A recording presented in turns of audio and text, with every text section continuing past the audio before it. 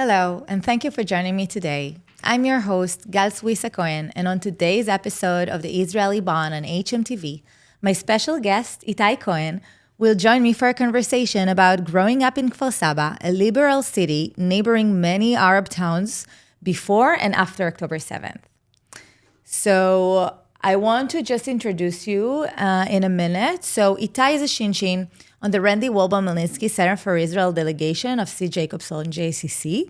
For those who may not know, Shinshin stands for Shnat Shirut, a year of service or gap year, that some Israeli teens choose to take between high school and the army service, usually for community work in Israel or Jewish communities around the world. Itay chose to do his gap year here with us on Long Island delegation, and I'm so glad to have you here with us today. I'm so happy to be here too. Great. So I'm going to dive right in. So tell me about the life in Kfar Saba as growing up as a kid, especially from the point of view of how you met Arabs in your day-to-day from the neighboring cities. Yeah, my house is a very liberal house. My father is from a kibbutz in the northern part of Israel. My mother actually was born in Kfar Saba, and they always, in their minds, they always had this hope. Like I remember them talking about Rabin, like wanting peace, and like always something about like, they wanted to have a different like a coexistence. Coexistence in a way, yeah, exactly. So they also sent me to a very liberal school. It's called the Democratic School. It has a very different education system. And also it has a very liberal like agenda for also for education, and also, about how they address the situation with the Arab villages around us. Because Kfar Saba is surrounded by a lot of Arab towns, villages, and also, even big towns, like almost as big as the city of Kfar Saba. And I saw them a lot. Like even, at the park or at the mall. And you said that also one of your teachers was... Yeah, not one. Even I think more than one were Arabs. So more than that, I can even say that we had this program at school called Living Together, which had Arab kids that came from the nearby city of Taibe, and they introduced us to one another, and we played together, and we had like a project when we had like when we planted a tree in Kfar Saba. It was like the vibe in the air was very positive and very like aspiring for living together and coexisting. Yeah, I can get that. And you can also, and you told me that in the mall and wherever, like there was Arab, Jews, you couldn't really like differentiate. It was just like regular. It's right that our lives were very different, but like also the religious people in my city, they didn't live at the same neighborhoods as we lived. Like there are like neighborhoods, like people have their own lives. I don't know how to explain exactly, but it just like you have this like kind of bubble of where you live. And especially for people from my school, which was like a semi-private school. So it's like a very like closed bubble of like kids, and you're not really exposed. So they try to expose you like... Okay, so you're saying that inside your bubble, it was very liberal, coexistence, and this is how you felt. Yeah, I felt like that, but it wasn't like really, I didn't really thought about it too much. Because it was just normal. Yeah, exactly. Okay, so, and now I want you to go back to October 7th, okay? This is a day that really changed the life of all of us. I think all the Jews in the world, by the way. But you were in Israel on October 7th. So can you take us back to this day from when it started until you go? Yeah. I remember the siren going off this morning. It was like we just came back from a vacation at a lot, and we just had like, a Shabbat dinner before, like one day, like a day before, and everything was pretty normal. And just remember like the siren and us getting to the shelter room, the safe room, my house.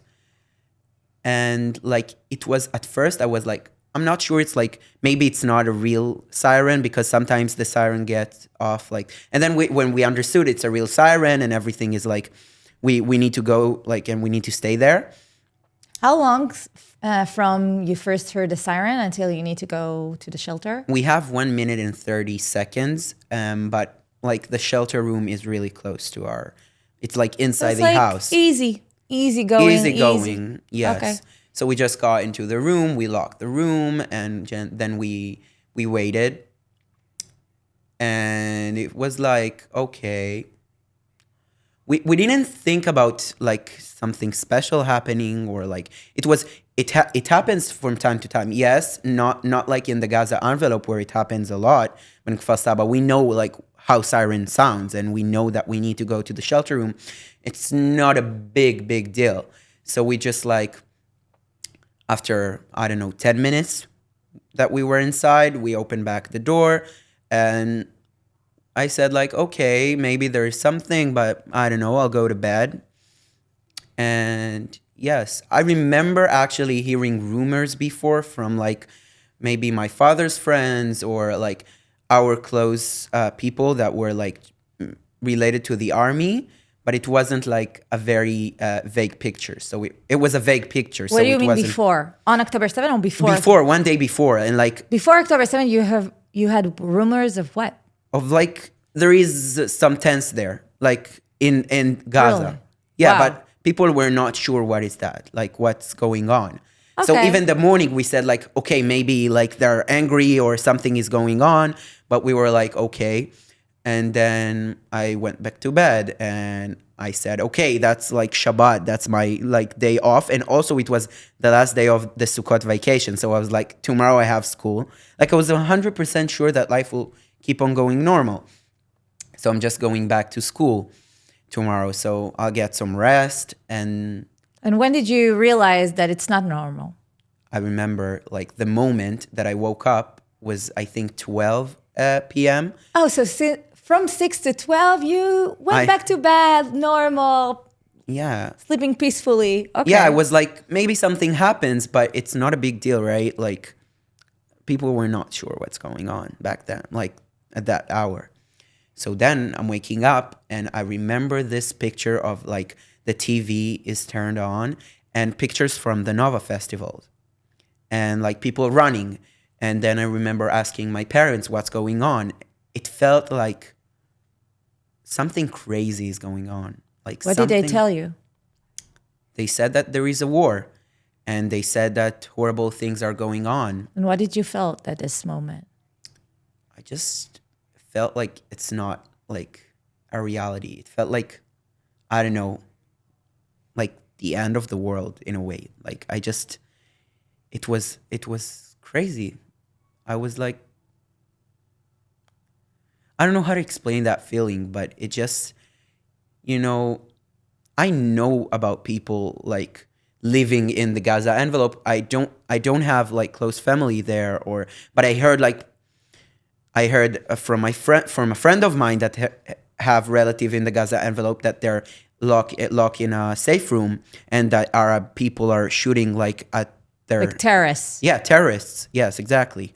And it was like they're hearing Arabic near them. They think there are terrorists inside their houses, and like we started like really seeing like people like crying for help. It was crazy. It was just like Seeing on the news. Exactly. But you haven't, have you had more sirens in Kfar Saba, or from this moment on you were just like stick to the news and you didn't like had sirens and shelter and all of that? We had, I think, maybe one more or two more in like the days after. And yes, we did have, during the war, we had a lot of sirens like going off from from the north. Yeah, but on this day, but it on was this day- maybe one more or Okay, so mainly you experience it watching TV. watching TV. Yeah. Okay, so basically, if I can understand it straight, there was a lot of things going on, atrocities in the south of Israel. Kfar Saba didn't really felt it because there is no really a lot of missiles coming to Kfar Saba. It was something completely different, as you said. A war has started on this day.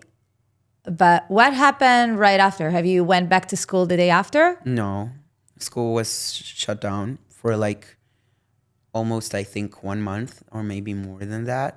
So And- even though there was no any specific threat on Kfar Saba, the schools were shut down. Do you know why? Because they're always threat. Like in general, like living in Israel is like understanding the fact that you're always like in some risk in a way, and there's terror attacks from time to time. I think that was especially like why the center of Israel was like closed, is because there was a big fear from Arabs, especially from the West Bank, and also Israeli Arabs from coming against and joining this fight against the Jewish people living in Israel. And this is very important what you're saying, because basically there was no any actual uprising that someone could identify, but the fear that all the events happening at the south of Israel would influence the Arabs, yes, in the West Bank, but also the Israeli Arabs that like a week before you saw when you went to the mall and all, there was an actual fear that something that they will uprise and something will happen that would risk also the citizens that lives in the center of Israel. And for that reason, all the school systems were shut down. Yeah. Everything, like the fear was so real. Like I remember actually the day of October 7th, we were afraid that people from the south will come. But then when we understood like that someone blocked them, like after like the end of the day, that the IDF is coming, and like it was still horrible, and it took like a day or two for clearing, maybe even more than that, for clearing all the area from terrorists. But then we started to fear that it will be close to us. Like, we it's like village nearby. It's like 5 minutes from my home. Like, so how did you felt as a teen that was on this program of living together, very much in a coexistent mindset? How did you felt with this fear, or with this all of a sudden fear that it was not existed before in your life? Yes, I can't say that it wasn't existent, but it increased in like a big way. Like I remember, hearing Arabic at the street and then like wanting to go to the other sidewalk. And I'm not like a very, worried, very worried from like people around me, like that will attack me. But then like out of nowhere, I'm like, maybe he will attack me. Maybe he's like, he wants something bad to happen to me. After seeing, the kibbutzim, a lot of them were very liberal, and also in those programs of coexistence and helping and giving aid to civilians living in Gaza.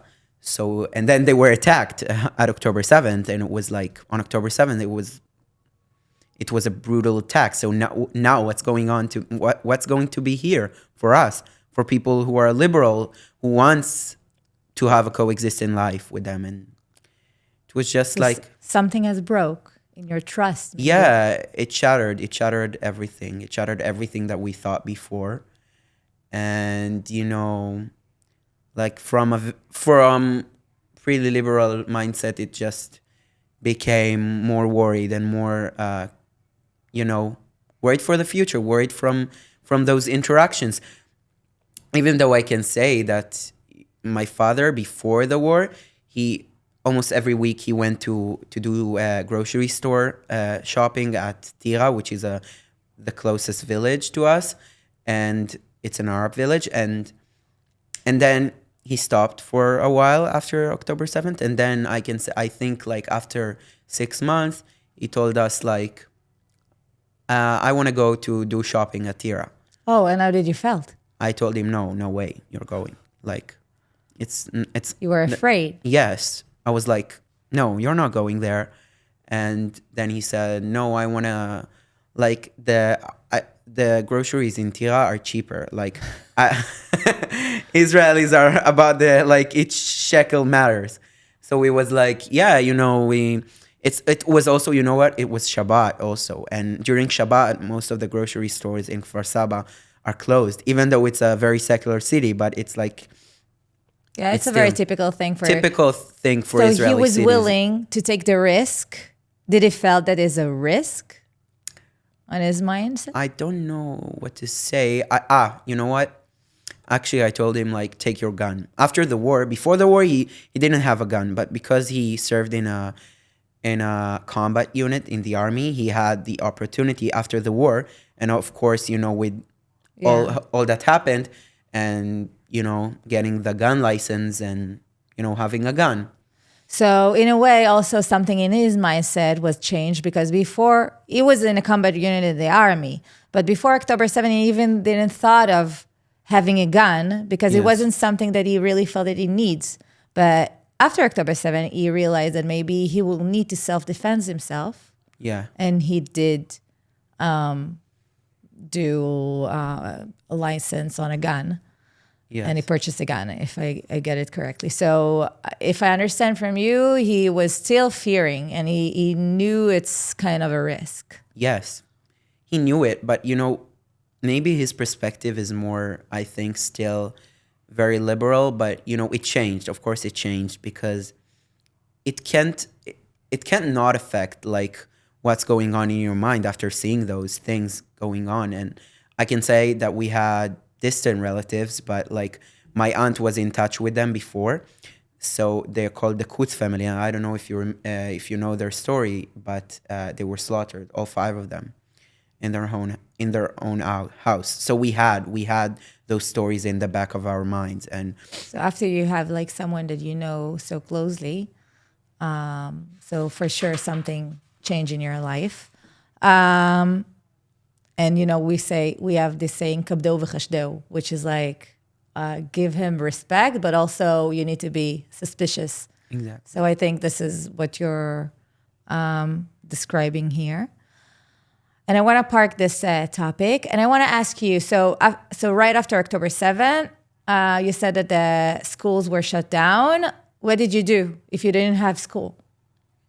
I remember that we just we spoke a lot, like with our friends, with our family. Just like the first day, we're just staying at home because we had this fear of something happening if we get out of the house. And it felt like COVID at first. And then it was like, okay, we go out of the house, and we just tried not to think too much, not to get into. It wasn't possible because the news were always open and everything was like.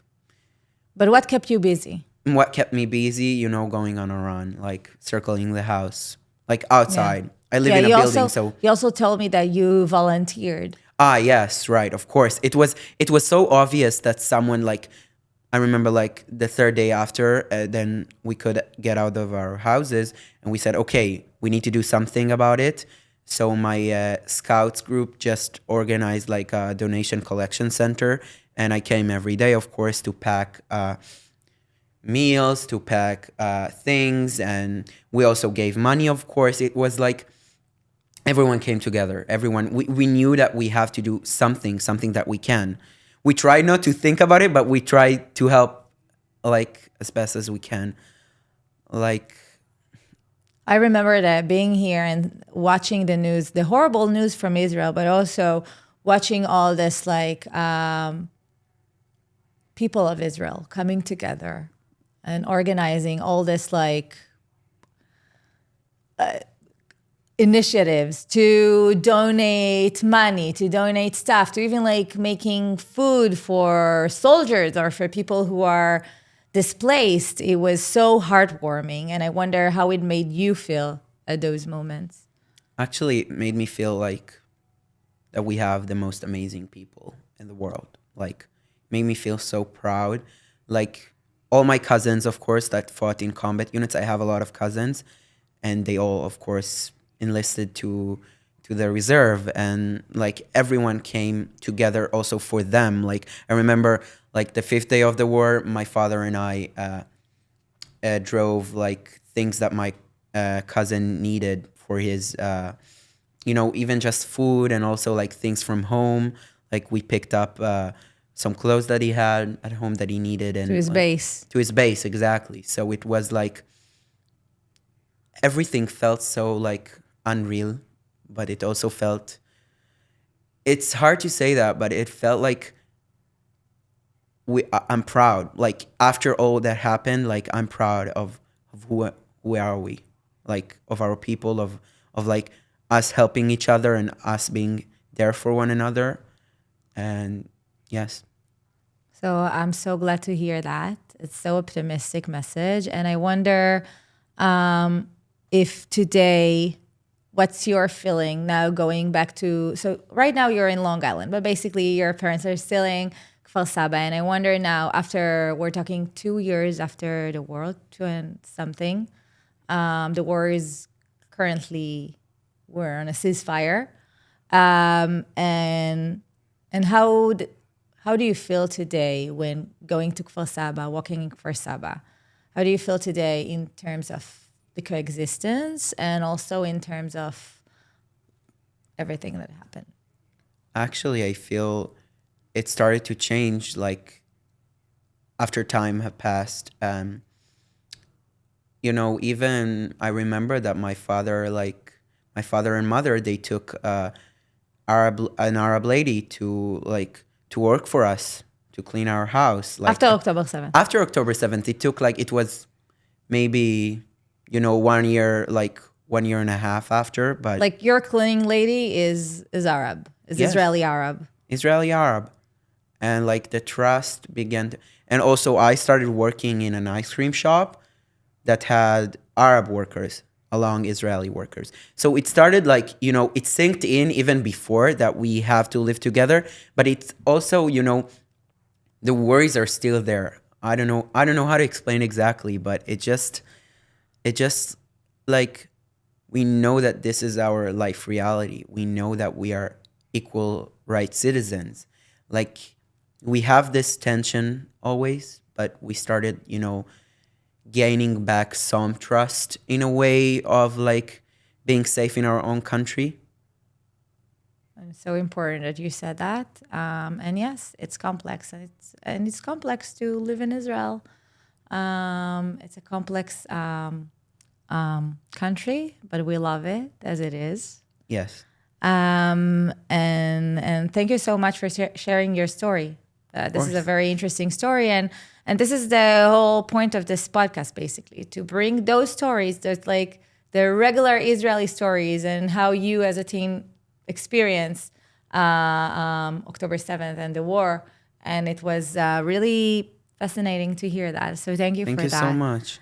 So before we wrap up, I'm gonna ask you 4 really quick questions, and try to say the first thing that comes to your mind. So the first question is Halloween or Purim? Halloween or Purim? Purim, definitely. Okay, so Purim? Yeah. Okay, great. Great answer. Second thing, cold brew or very big ice cafe? In Israel? Yeah. Like ice cafe, like Yeah, ice cafe. like aroma, of course. What?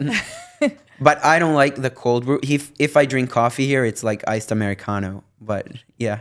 Okay, so I will take ice. So ice cafe. Yeah. What is the one thing that you miss the most in Israel?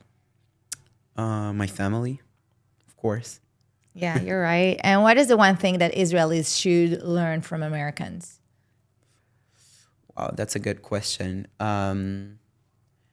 I think maybe like how they're serious about their jobs, like how they're like, they respect the place that they work in a way. You feel that Israelis are not? No, I feel they are, but it's more of a thing like in America, like this work ethics of like being loyal to. It's like a long thing to explain, but I will get that. Okay, so like work ethics. Yeah, exactly. Okay, great. Okay, this is an answer. Thank you so much. So, thank you so much, Itay, for being here today. And thank you for a very interesting conversation about growing up in Kfar Saba, a liberal Jewish city neighboring many Arab towns before and after October 7th. If Itay's story is interesting for you, and in general, if you're interested in the whole delegation of the Center for Israel, you're more than welcome to contact our CFI director at sjjcc.org. And if you like this podcast of the Israeli Banon or each and every other podcast here on hmTv, you're more than welcome to leave comment, like, share, or subscribe. And until next time, take care and be well.